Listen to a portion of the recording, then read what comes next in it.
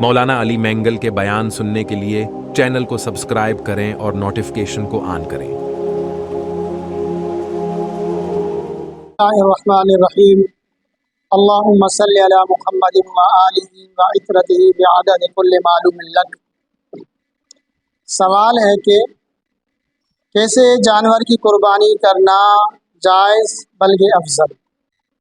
جواب: قربانی کے جانور کا عمدہ، موٹا، تازہ اور عیبوں سے سالم ہونا ضروری ہے۔ کیا؟ قربانی کے جانور کا عمدہ، موٹا، تازہ اور عیبوں سے سالم ہونا ضروری ہے۔ حضرت علی رضی اللہ تعالیٰ عنہ فرماتے ہیں کہ نبی اکرم صلی اللہ علیہ وسلم نے ہمیں حکم دیا کہ قربانی کے جانور کے آنکھ، کان خوب اچھی طرح چیک کر لیا کریں، دیکھ لیا کریں۔